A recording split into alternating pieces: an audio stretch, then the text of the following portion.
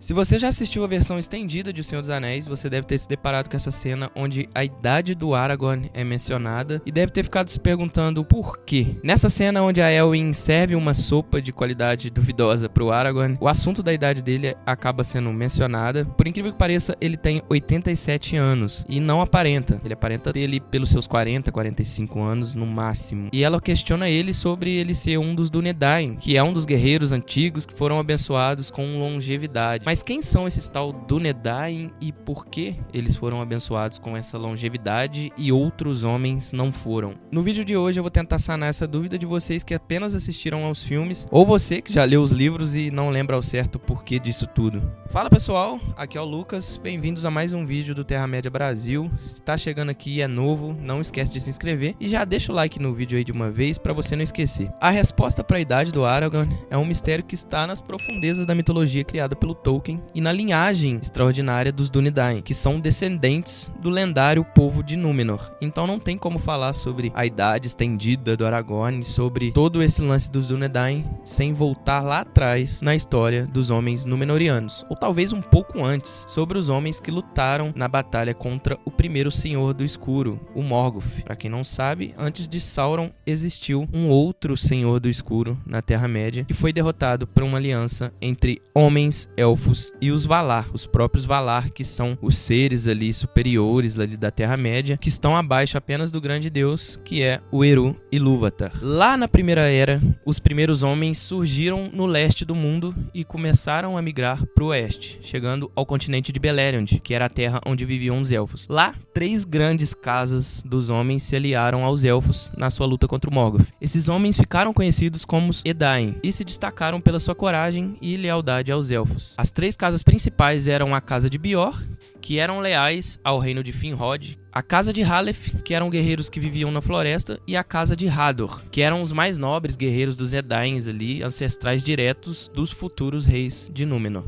Os Edains lutaram bravamente com os elfos nas guerras contra o Morgoth. No fim, o continente de Beleriand foi afundado no mar, foi destruído e muitos homens pereceram. No entanto, a sua fidelidade não foi esquecida. Após a derrota do Morgoth, os Valar recompensaram os Edain por sua coragem e como presente eles criaram a Ilha de Númenor, que era um paraíso no meio do Oceano Ocidental, longe das guerras da Terra-média. Os Valar também concederam aos Númenóreanos uma vida mais longa do que a dos outros homens. Eles viviam cerca de 200 a 300 anos e eram mais altos, fortes e mais sábios. O primeiro rei de Númenor foi o Elros Tar-Miniatur. Ele era o irmão do Elrond, que é o Senhor de Valfenda, que aparece lá em O Senhor dos Anéis, e os dois eram meio-elfos e tiveram que escolher ali entre a imortalidade élfica e a mortalidade humana. O Elros acabou escolhendo ser um homem e o Elrond escolheu a imortalidade dos elfos. O Elros acabou se tornando o fundador da dinastia Númenoriana e sob o seu governo Númenor cresceu e se tornou uma civilização grandiosa. Os primeiros séculos de Númenor foram incríveis. Seu povo navegava pelos mares e ajudava os homens da Terra-média a prosperar. Mas com o tempo, os Númenóreanos começaram a invejar os elfos, que eram imortais, e começaram a temer a morte e desejar a imortalidade. Isso deu origem a 2 facções. Os fiéis, que permaneceram ali fiéis aos Valar e aos elfos, e os reiadores, que queriam mais poder e desprezavam os elfos e começaram a conquistar terras na Terra-média. Os reis de Númenor, que antes eram sábios, começaram a se afastar dos Valar e com o tempo pararam de visitar os elfos e passaram a explorar a Terra-média, construindo fortalezas e subjugando os povos menores. No final da Segunda Era, Númenor já era um império arrogante e sedento por poder, e foi nesse momento que o Sauron, que havia crescido influência na Terra-média, viu uma oportunidade. Ele se apresentou aos Númenóreanos como um servo fraco e submisso e, na verdade, ele manipulou o rei, que nesse momento era o Ar-Pharazôn. Sauron convenceu o Pharazôn que a única maneira de alcançar a imortalidade era desafiar os próprios Valar. O rei, que foi seduzido pela ideia aí, reuniu um exército gigantesco e marchou contra Aman, a terra sagrada dos deuses. E esse foi o seu maior erro. Nesse momento, o próprio Eru Ilúvatar, que foi o criador de todo o universo ali, em um único ato de fúria, Aman foi retirada do reino mortal e Númenor foi destruída e engolida pelo mar.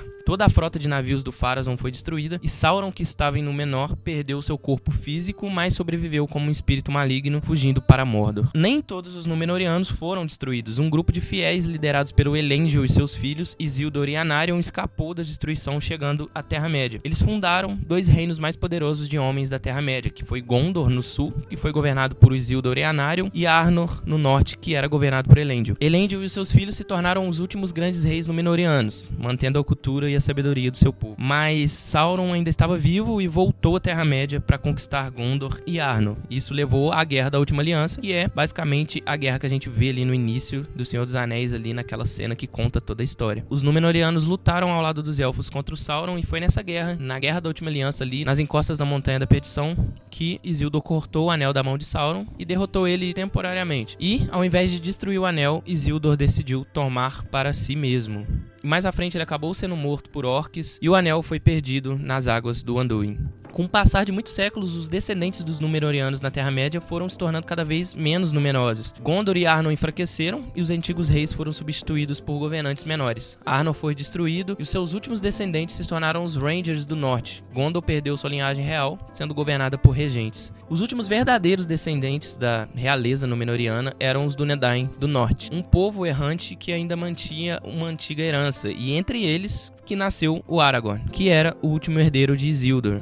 O Aragorn nasceu no ano de 2931 da Terceira Era. Ele pertencia à linhagem dos Dúnedain do Norte, os últimos remanescentes dos reis de Arnor. Seu pai Arathorn era chefe dos Dúnedain e um grande guerreiro, mas sua vida foi tragicamente curta quando ele foi morto por um orc. Aragorn tinha apenas 2 anos de idade na época em que seu pai foi morto e deixou sua mãe viúva. Sabendo que os inimigos espreitavam os Dúnedain, a sua mãe decidiu levá-lo para ser criado lá em Valfenda, na casa de Elrond, onde ele poderia crescer protegido dos olhos de Sauron.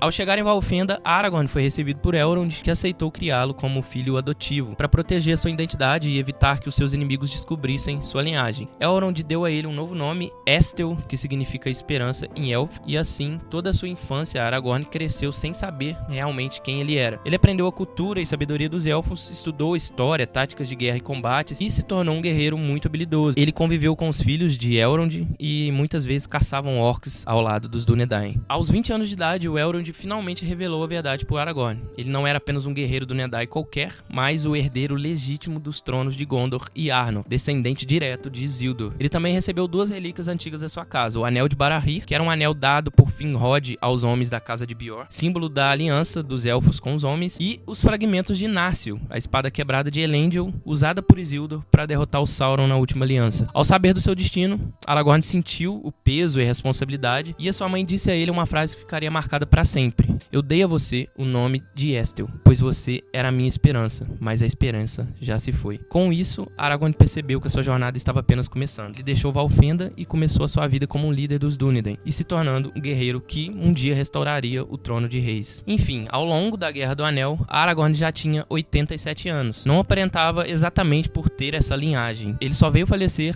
aos seus 210 anos, depois de ter reinado por longos anos sobre Gondor e Arnor. Além da sua herança genética, outra coisa que influenciava a sua longevidade ali era a sua conexão com os elfos também. O fato dele ter sido criado em Valfenda e toda a sua conexão com o Elrond e por ter casado também com a Arwen reforça bem essa sua longevidade. Espero que esse vídeo tenha respondido para você qualquer dúvida que você teria sobre a idade do Aragorn. Se você tem mais alguma dúvida sobre Tolkien, deixa aqui nos comentários, tá? E não esqueça de deixar o seu like aqui nesse vídeo, é muito importante para o crescimento do canal. Então deixa o seu like aí e se inscreve no canal para mais vídeos como esse aqui. Tamo junto, galera, e até o próximo vídeo.